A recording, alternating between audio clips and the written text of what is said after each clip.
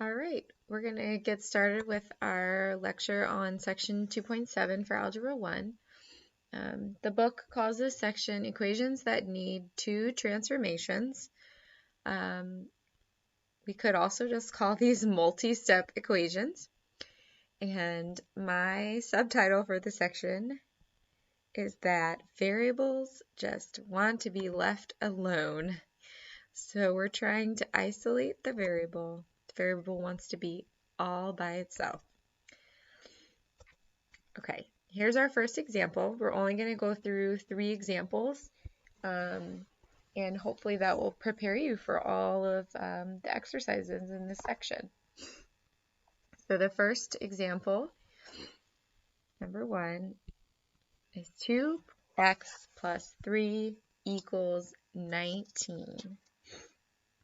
So we're going to kind of work in the reverse of PEMDAS, a reverse order of operations. So we want to start with the addition and the subtraction in our equation. So the plus 3 is what we're going to move, or get rid of rather, first, before we can get rid of the 2. If we tried to get rid of the 2 first, it basically would wreak a lot of havoc, and we would end up with more fractions, and it wouldn't be as easy, usually. So we want to get rid of the 3, and it's added to the left-hand side. So we want to do the opposite and subtract it. We're going to subtract 3 from both sides of the equation, because whatever you do to one side, you have to do to the other. You can choose to write that line or not that I drew. 19 minus 3 is 16. When we add positive 3 and negative 3, we get 0. So that portion goes away. So we get 2x equals 16. That was our first transformation. Now we need to get rid of the 2 in order for the x to be all by itself. The 2 is attached to the x by multiplication. Remember that when we write 2x, that's the same thing as 2 times or multiplied by x, 2 times x. So the reverse operation would be to divide both sides by 2. And that's going to get rid of 2. 2 divided by 2 is 1. And 1 times x is just x. 16 divided by 2 is 8. Now I know I tell you to box your answers, but we need to practice checking our work.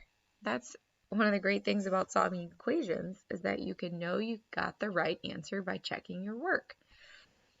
So we're going to plug 8 back into the original equation for x. So I'm going to rewrite our original problem just so you can really clearly see what I'm doing to check my answer. So 2 times 8 plus 3. And we want to know, does that equal, I like to put a question mark over my equal signs, does that equal 19? That's what I want to know. And again, it's 2 times 8 because 2x is 2 times x. 2 times 8 is 16. And does 16 plus 3 equal 19? Yes, it does. 19 does equal 19. Hooray, we did it right. And I'm going to go back and box my answer. All right, here's our next question, and let's throw a fraction in there to make it a little bit more challenging. This is example 2. So we have 1/5 x, which is the same as 1/5 times x, plus 4 equals 13. So we're going to move the 4 over by subtracting 4 from both sides. 13 minus 4 is 9. The positive 4 and the negative 4 will cancel. And we're left with 1/5 x equals 9. Now, we want to get rid of the 1/5. So hopefully you remember from the previous section the way that we get rid of a fraction. The easiest way to think of it is to multiply by the reciprocal. So I'm going to multiply both sides by 5/1.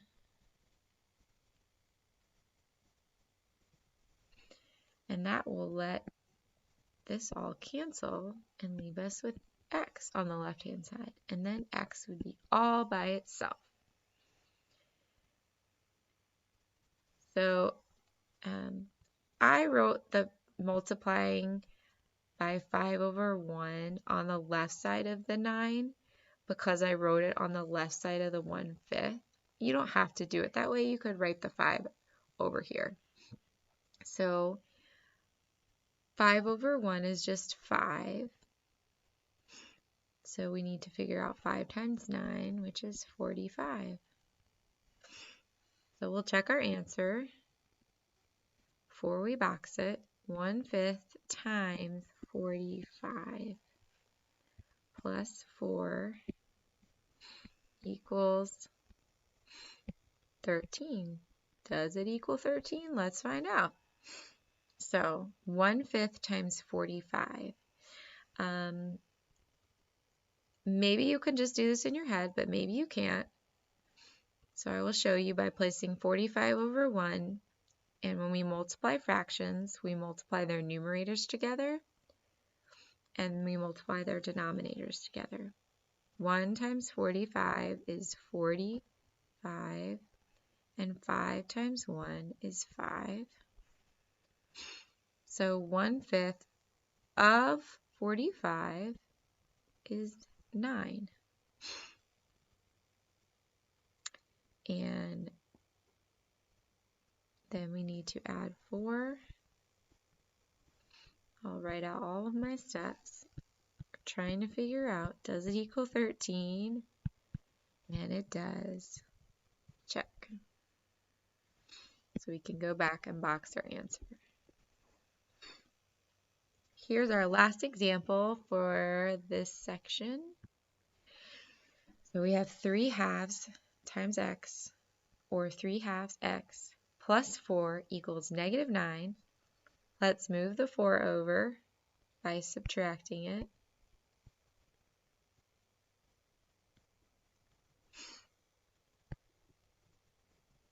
And when we subtract 4 from the left-hand side, that goes away. So now we have to do -9 minus 4, which is the same as -9 plus a -4, which is -13.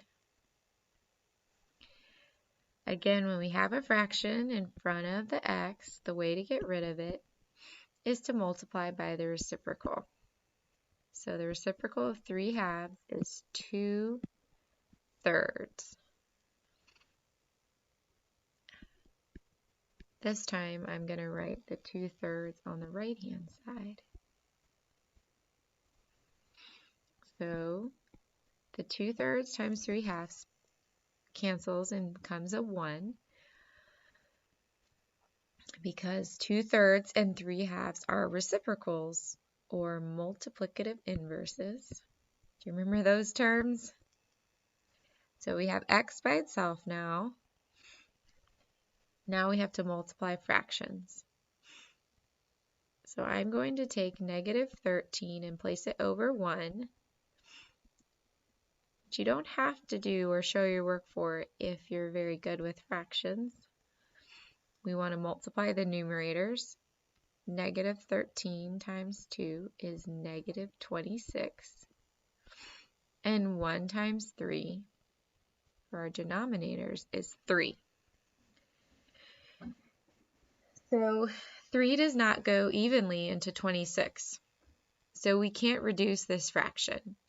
You are welcome to leave it as an improper fraction, or you can write it as a mixed number. But I prefer improper fractions over mixed numbers and decimals. So we're going to check our answer by taking 3/2 times negative 26 over 3. Oh my. Plus 4 equals negative 9. Just see, does it equal negative 9? So if we tried to multiply these two fractions without simplifying a little bit first, this would be hard. But since there are two 3's that are diagonal from each other, those can cancel. So these two 3's can cancel. Now we could choose not to cancel with the negative 26 and the 2, but I'm on a roll. 26 goes into 2 evenly. 2 divided by 2 is 1. Negative 26 divided by 2 is negative 13. On the numerator, we have a 1 times a negative 13. And on the denominator, we have a 1 times a 1 because our 3's had canceled. So that's negative 13 over 1, which is just negative 13.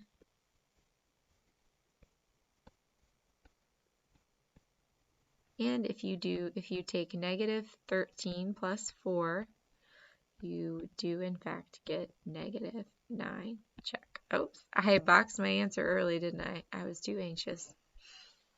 Okay, and that's it.